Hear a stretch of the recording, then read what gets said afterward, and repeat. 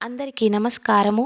మీరందరూ సంతోషంగా, ఆర్థికంగా, ఆరోగ్యంగా బావుండాలని ఆ దేవుణ్ణి మనస్ఫూర్తిగా కోరుకుంటూ, ఈరోజు మన వీడియోలో మీకు తెలియపరుస్తుంది ఏమిటి అంటే, రేపు శుక్రవారము సాయంత్రం 7 గంటల లోపున మీరు గనక మీ ఇంట్లో పూజ చేసుకొని, ఈ మంత్రము చదవడం వల్ల అసలు ఎంత బావుంటాయంటే ఫలితాలైతే అసలు మీరు ఒక్క రోజులోనే ఫలితం అనేది చూడొచ్చనమాట.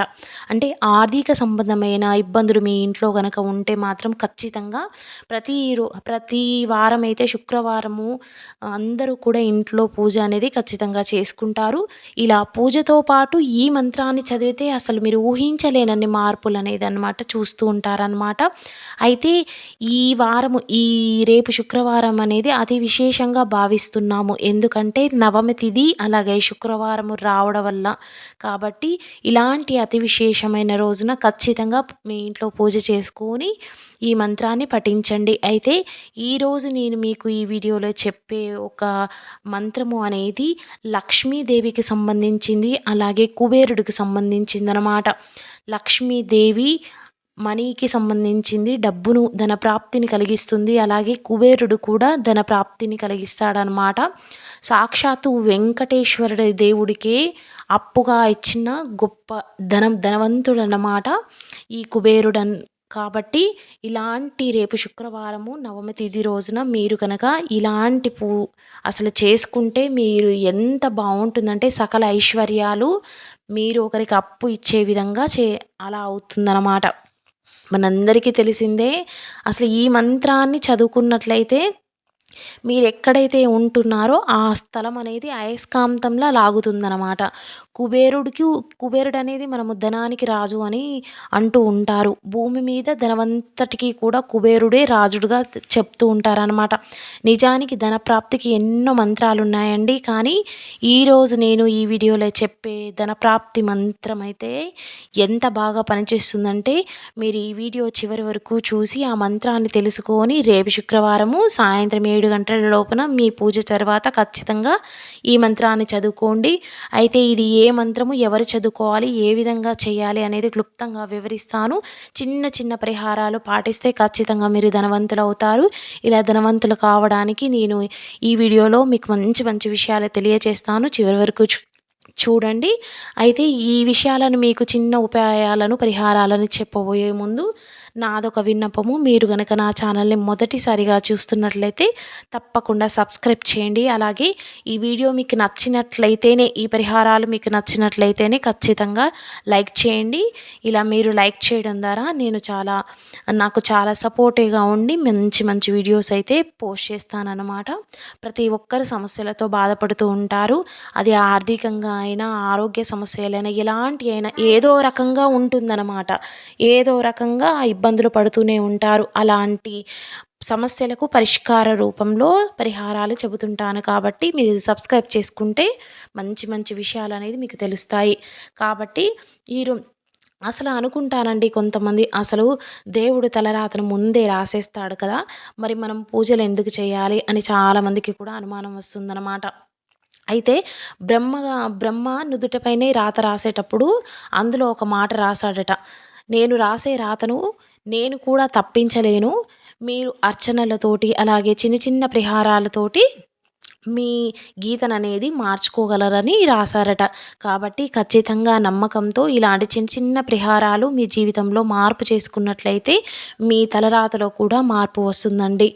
అలా అలా అనమాట. ఇలాంటివి చేసుకుంటే బావుంటుంది. అయితే ధనవంతులు కావాలని చాలామందికి కోరికలు ఉంటుంది. కానీ అందుకు గాని కొన్ని పరిహారాలు పాటించాలండి. అంటే చిన్న చిన్న మార్పులు చేసుకోవాలి. అవి ఏంటి అంటే మనము మంత్రాలైనా కూడా లేకపోతే మన ఇంటిలో ఉదాహరణకి మన ఇంటిలో చూసుకుంటే నీటిని వృధా చేయకూడదనమాట. చాలామందికి పైపుల ద్వారా, ట్యాప్‌ల ద్వారా, సింక్‌ల ద్వారా, కుళాయిల ద్వారా ఇలా మొదలైన వాటి నుండైతే నీరు అనేది వృధా అవుతుంది. కారణం నీరనేది లీక్ అయ్యి అసలు మొత్తం కూడా అసలు ఎలా పడితే అలాగా నీటిని వృధా ఉంటారనమాట.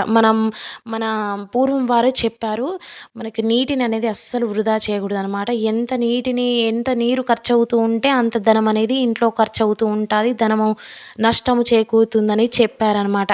కాబట్టి నిజానికి అది నిజమేనండి. ఇలా మీరు నీటిని వృధా చేయడం వలన మీరు ఆ ఆఫీస్ నుండైనా మీకొచ్చే డబ్బు నుండి, వ్యాపారంలో నుండి వచ్చిన లాభాల నుండి అయితే మీరు అంటే మనకి తెలియకుండానే ఏవో ఒకటి నష్టాలు జరుగుతుంటాయన్నమాట. ఇలా సడన్‌గా మనకి ప్రయాణాలు పడడమో, లేకపోతే ఆరోగ్యం బాలేకనో డబ్బులు వేస్ట్ చేస్తూ ఉంటారనమాట. కాబట్టి ఇలా నీటిని అస్సలు కూడా వృధా చేసుకోకండి.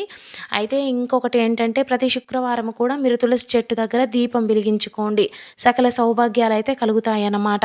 ఇంకొకటేంటి అంటే మీరు దీపారాధన చేస్తూ ఉంటారు కదా! ఎప్పుడు దీపారాధన చేసినా కూడా ఒక్క ఒత్తిని వేసుకొని అస్సలు కూడా దీపారాధన చేయకూడదనమాట. ఒక్క కుందిలో 2 ఒత్తులు ఉండాలి. ఆ 2 ఒత్తులు కూడా ఇలా మెలికలు తిరుగుతూ ఉండకూడదనమాట. సాఫీగా ఉండాలనమాట. మీరిలా మెలికలు తిరుగుతూ ఇలా మొత్తము చేసి పెట్టారంటే మీకు ఖచ్చితంగా కష్టాలొస్తాయన్నమాట. ఎప్పుడైనా జీవితం సాఫీగా జరగాలి అనంటే మనం ఆ ఒత్తిని ఇలా చక్కగా పెట్టాలనమాట. 2 కలిపి పెట్టాలి. దాన్ని ఒడివేయకూడదనమాట. ఇలాంటి చిన్న చిన్న పరిహారాలు మనకు తెలిసినవన్నీ కూడా మనకి తెలియక చేసిందైతే ఏది కూడా తప్పు కాదండి. తెలిసినవి కూడా చేయకపోవడమే తప్పుగా పరిగణిస్తుందనమాట. కాబట్టి మీకు తెలిసినవి మాత్రం ఎట్టి పరిస్థితిలో తప్పు అయితే చేయకండి. అయితే మనము ఈ మంత్రాన్ని తెలుసుకుందాము. ఈ మంత్రము మీ పూజ తర్వాత చదివితే మాత్రము అసలు ఇంట్లో లక్ష్మీదేవి ఖచ్చితంగా అడుగు పెడుతుందని శాస్త్రం చెబుతుంది. అయితే మీ మీద లక్ష్మీదేవి అలిగినా కూడా మీకు ఖచ్చితంగా వస్తుందనమాట. అంత బాగా పనిచేస్తుంది. లక్ష్మీదేవి, కుబేరుడు ఈ రెండిటి కలయికతో వచ్చిన ఈ మంత్రము అసలు దీనికి తిరుగుండదనమాట.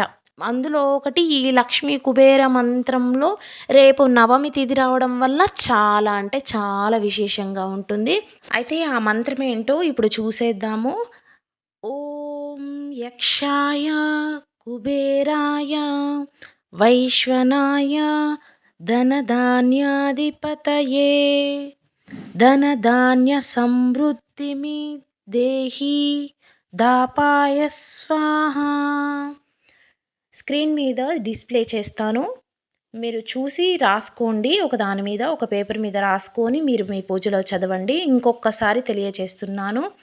ఎటువంటి ఉచ్చారణ అనేది తప్పుగా అనేది మీరు చదవకుండా చదువుకోండి.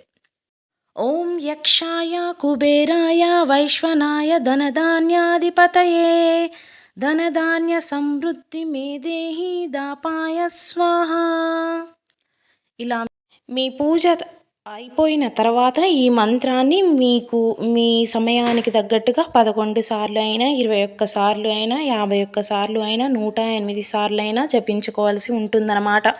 ఇలా మీరు ప్రతి ఒక్క శుక్రవారము అనేది ఇలా పఠించడం వలన శుక్రవారము దీపారాధన చేసి పఠించడం వల్ల అసలు మీరు సంపదకి ఎటువంటి కొదువ లేకుండా, అలాగే ధనధాన్యాలకు ఎటువంటి కొదువ లేకుండా, మీ ఇంట్లో దారిద్ర్యం అనేది లేకుండా అసలు ప్రతి ఒక్క పని విజయవంతం అయ్యి మీ కుటుంబ సభ్యులతో మీ అందరితో కూడా సంతోషంగా ఉంటారన్నమాట. ప్రతి దానికి కూడా ధనమే అనేది మనకు మొదటగా ప్రిఫరెన్స్ ఇస్తున్నారు. కాబట్టి ఇలాంటి ధనము రాబట్టే చిన్న చిన్న పరిహారాలు చేసుకుంటే ఎటువంటి లోటు ఉండదన్నమాట. కాబట్టి ఆ లక్ష్మీదేవికి అలాగే కుబేరుడికి మీరు మనస్ఫూర్తిగా కోరుకోండి. మీకు ఎటువంటి కష్టం ఉన్నా కూడా ఈ పూజలో ఆ దేవుళ్ళకి తెలియచేయండి.